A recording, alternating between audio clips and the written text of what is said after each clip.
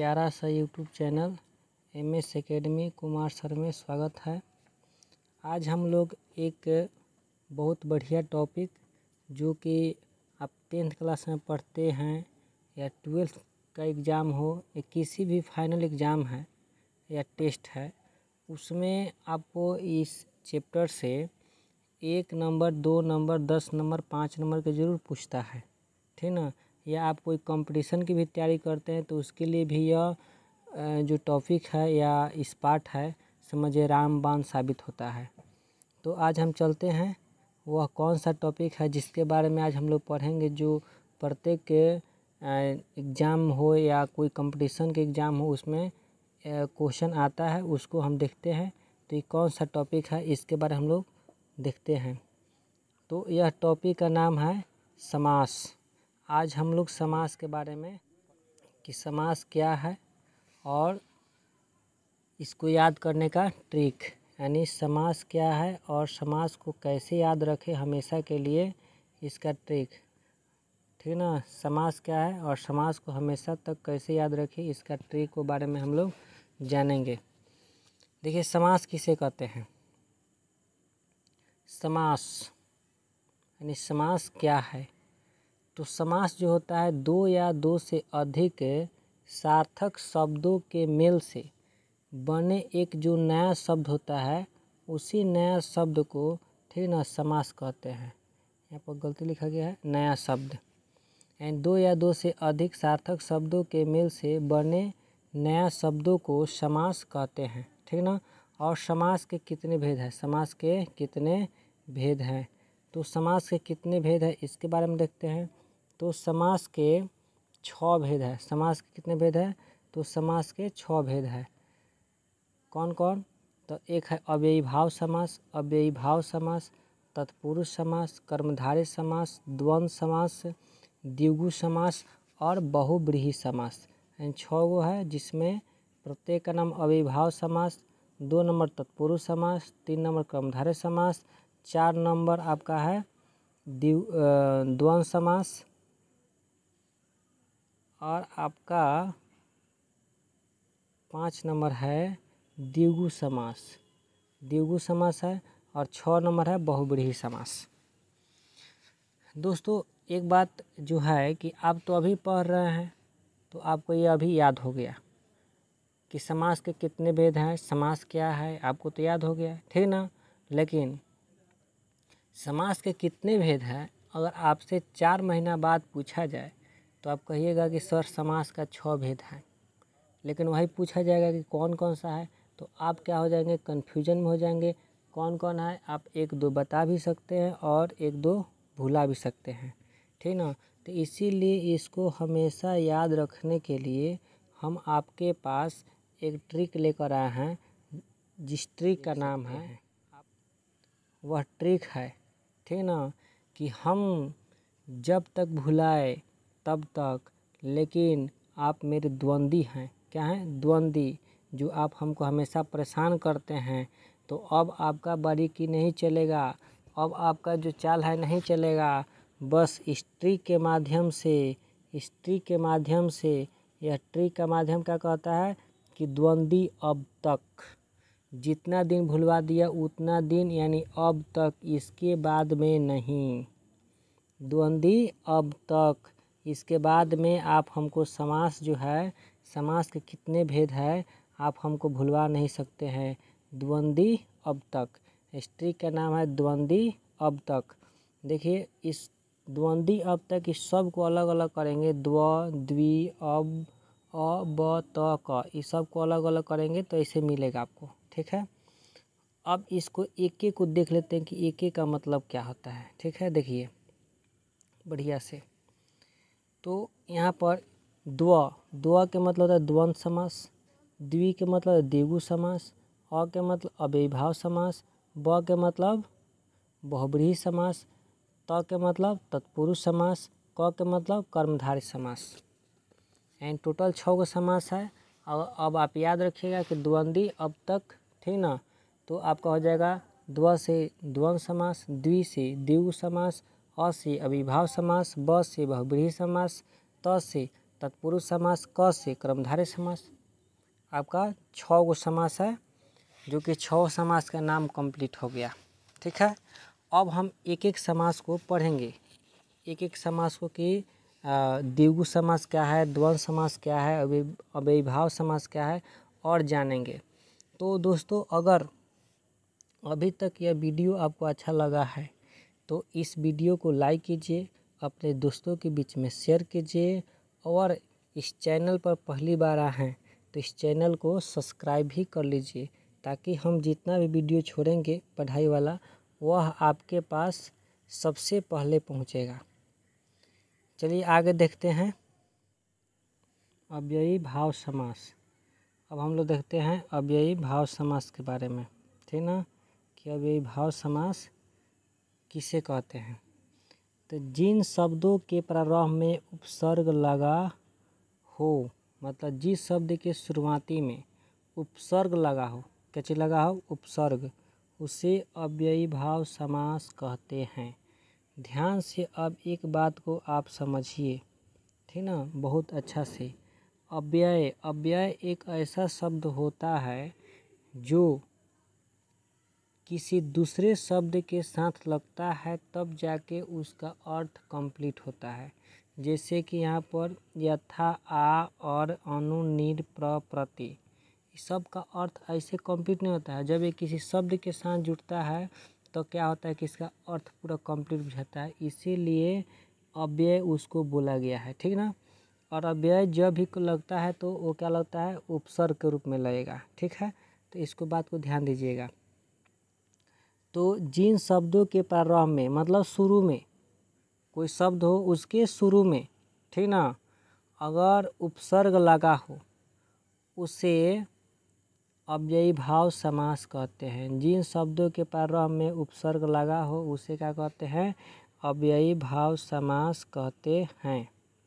जगह इस बात को आपको ध्यान में रखना होगा।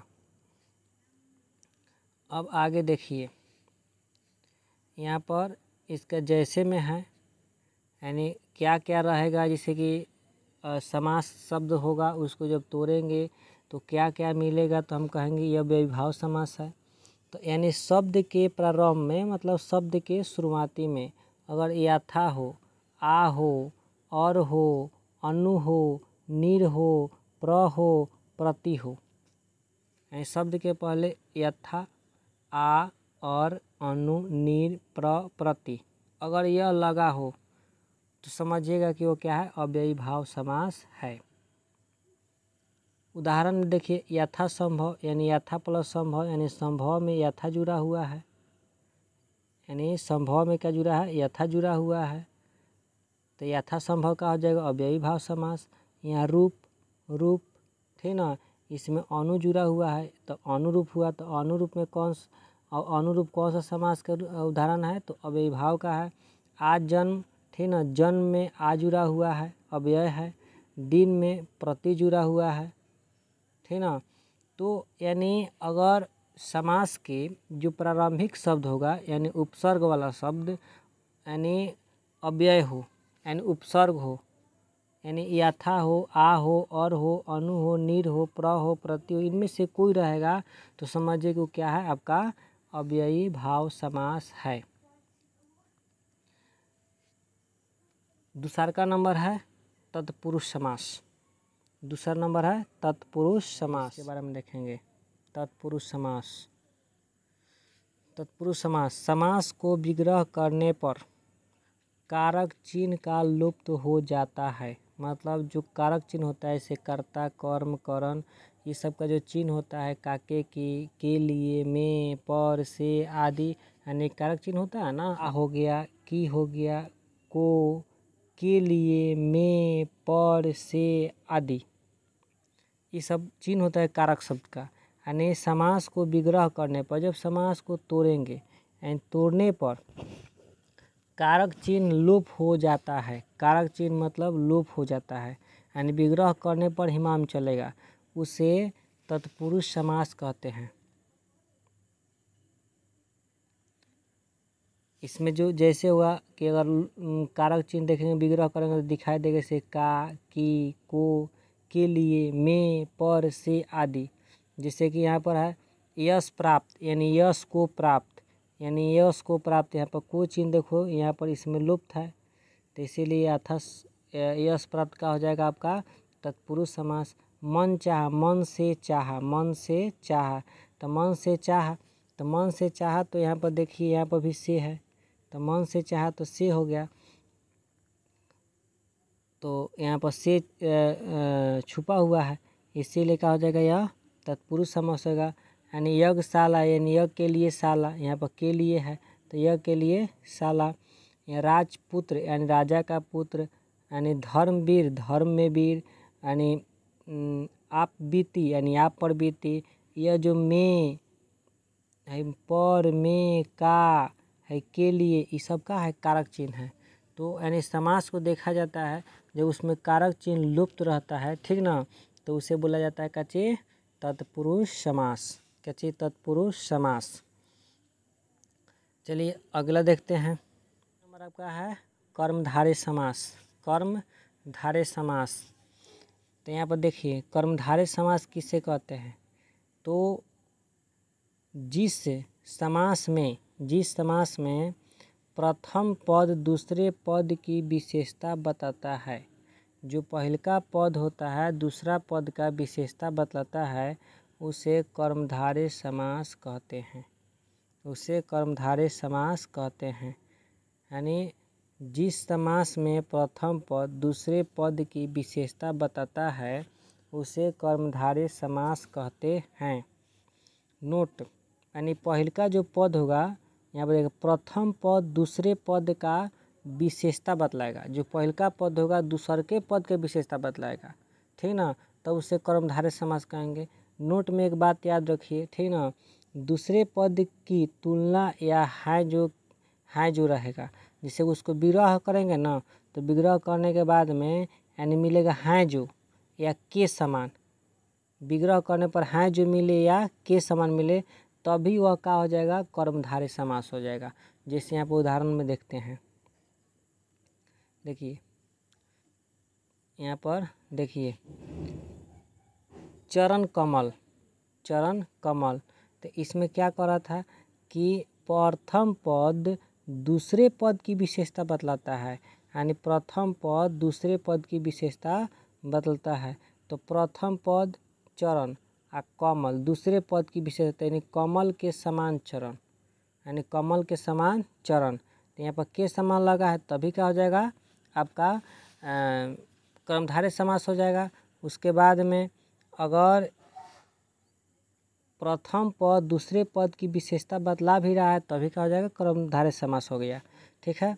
यहाँ पर देखिए चंद्रमुख, यानी चंद्र के समान मुख, चंद्र के समान यानी चंद्र के समान मुख, ठीक है, तो यानी के समान आ रहा है तो हो जाएगा कर्मधारय समास। कमल नयन, कमल के समान नयन, यानी के समान आ रहा है तो हो जाएगा आपका कर्मधारय समास।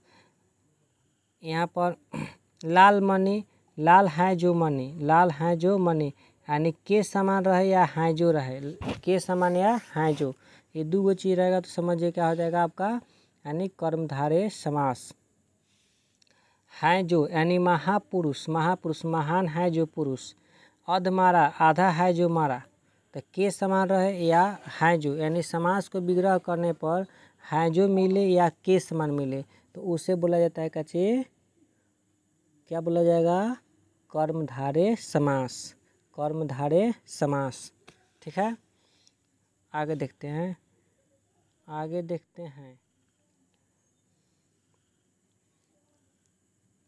अब आपका 4 नंबर है द्वंद्व समास, 4 नंबर है द्वंद्व समास, एंड द्वंद्व समास के बारे में पढ़ना है। द्वंद्व समास में एक बात याद रखिएगा कि जो दो गो पद होगा एंड दो गो शब्द होगा, दोनों शब्द में कोई शब्द कम नहीं होगा, दोनों शब्द प्रधान होता है, दोनों शब्द का होता है प्रधान होता है। यहाँ पर ध्यान दीजिएगा, यानी यदि दो पदों के बीच, यदि दो पदों के बीच प्रधान तो भी करेगा, और दोनों पदों के बीच में योजक चिन्ह, योजक चिन्ह मतलब घटाव का चिन्ह, माइनस का चिन्ह लगा हो और विग्रह करने पर योजक चिन्ह और य, एवं, आए तो वह द्वंद्व समास कहलाता है। विग्रह करने पर योजक चिन्ह आ जाए, और आ जाए, य आ जाए, एवं आ जाए, ठीक ना, अगर ये सब आता है तो समझिए द्वंद्व समास है। जैसे नदी डैश नाले, नदी डैश नाले, तो नदी योजक चिन्ह नाले ये दिया है ना, तो यहाँ पर नदी और नाले, इसको जब पूरा विग्रह करेंगे तो नदी और नाले लिखेंगे, ठीक ना, तो ये हो जाएगा आपका क्या चाहिए, द्वंद्व समास। पाप पुण्य, पाप पुण्य दोनों पद प्रधान है, ठीक ना, दोनों पद का प्रधान है, और विग्रह करने पर और आ रहा है तो समझिए कि पूरा कंप्लीट होएगी, द्वंद्व समास है।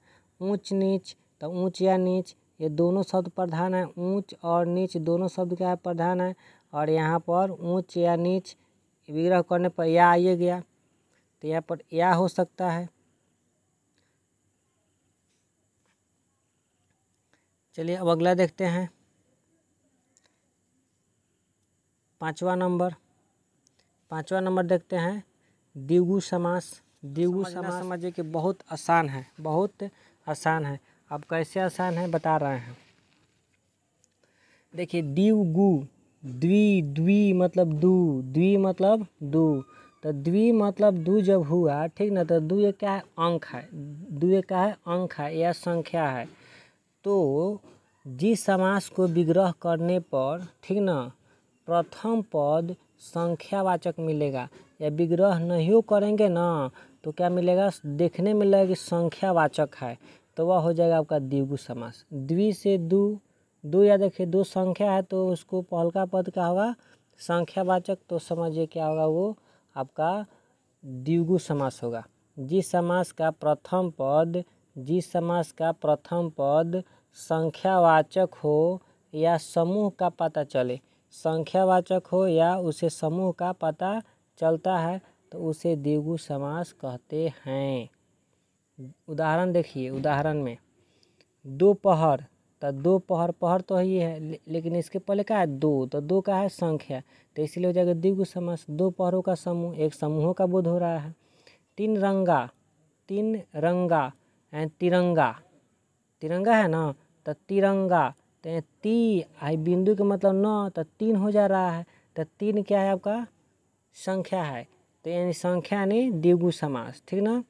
त्रि मतलब तीन होता है, तीन भुजाओं का आकृति, ठीक ना, तो त्रि मतलब तीन, तो तीन भी आपका क्या है, त्रिभुज हो गया, तो ये भी आपका क्या है, एक तरह का द्विगु समास है। आपको समझ में आ गया होगा। अब चलिए आगे देखते हैं, तो सब भाला, क्योंकि हम लोग शुरू से पढ़ते आ रहे हैं और यही एक लास्ट है, इसको अच्छा समझेंगे, ठीक ना। ये बहुत बार पूछा है और बहुत बार पूछता भी है, यानी समास के 6 भेद है ना, ये 6 भेद यानी किसी से कम नहीं है, यानी सब से एगो दूगो पूछता ही है। और समझिए कि मैट्रिक के लिए और 12th के लिए, जो मैट्रिक के बच्चे हैं और जो 12th में बच्चे हैं, जो एनुअल एग्ज़ाम देने वाले हैं, ठीक ना, उन लोगों के तो समझिए कि रामबाण है। इसमें से एकदम फिक्स है कि 2 नंबर, 3 नंबर, 4 नंबर, 5 नंबर या 2 से 5 तक में पूछबे करेगा, नहीं पूछने वाला बात नहीं है। 2 नंबर के पूछे या 5 नंबर के पूछे या 2 से 5 के बीच में कितने भी नंबर के पूछ सकता है, 3 पूछ सकता है, 4 पूछ सकता है, 5 पूछ सकता है, लेकिन पूछेगा ही, 100% है कि पूछेगा, नहीं पूछने वाले बातें नहीं हैं। तो आप 1 नंबर से समझिए कि सेकेंड आ सकते हैं, 1 नंबर से आप फेल आ सकते हैं, 1 नंबर से आप फर्स्टो आ सकते हैं, 1 नंबर से आप टॉपो आ सकते हैं, 1 नंबर से आप टॉप 10 में जा सकते हैं। इसीलिए इसको 5 नंबर कैसे छोड़ सकते हैं, 4 नंबर कैसे छोड़ सकते हैं, इसको अच्छा समझना है, ठीक है। चलिए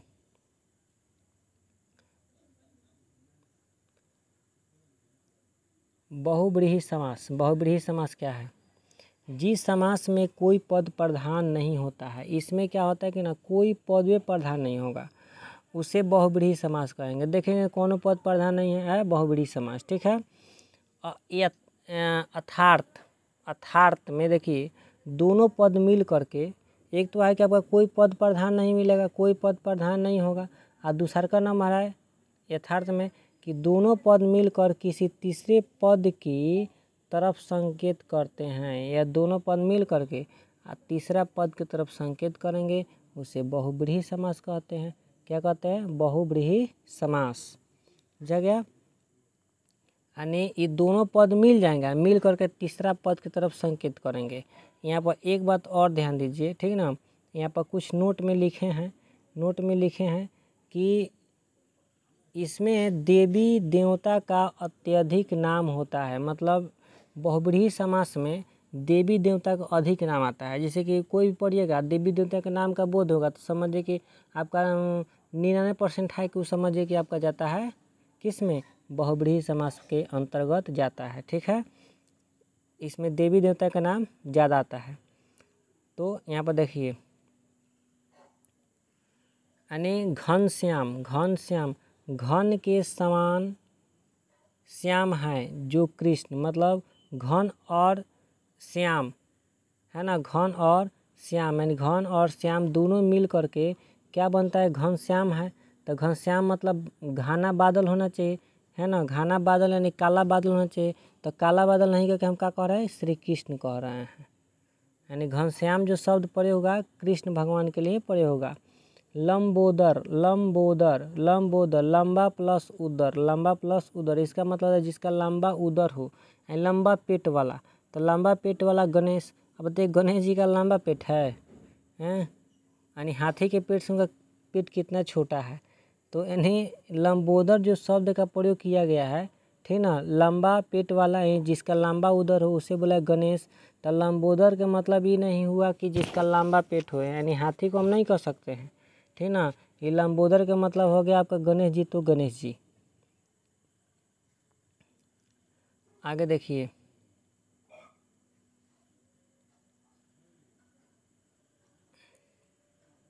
मृत्युंजय, यानी मृत्यु को जीतने वाला, जो मृत्यु पर काबू पाने वाला है, यानी अमर प्राणी है, उसी को बोला गया है मृत्युंजय। तो मृत्युंजय के मतलब क्या आता है, जो मृत्यु को जीतने वाला है, तो शंकर भगवान, ठीक ना, शंकर भगवान। नहीं है कि दो शब्द मिल कर किसी तीसरे पद के तरफ एंड तीसरे चीज के तरफ संकेत देता है। इसमें देवी देवता का नाम अत्यधिक आता है, ठीक ना। इस वीडियो को देखने के लिए आपका बहुत बहुत धन्यवाद। ये वीडियो आपका कैसा लगा ये आप हमको कमेंट्स करके ज़रूर बताइएगा, और जो भी दिक्कत होगा आपको कमेंट्स करना है, पूछना है। हम आपका जो कमेंट्स में जो आपको नहीं समझ में आएगा, हम कोशिश करेंगे कि हम आपके डाउट को और भी क्लियर करें। तब तक के लिए जय हिंद, खुश रहिए, मस्त रहिए, आबाद रहिए।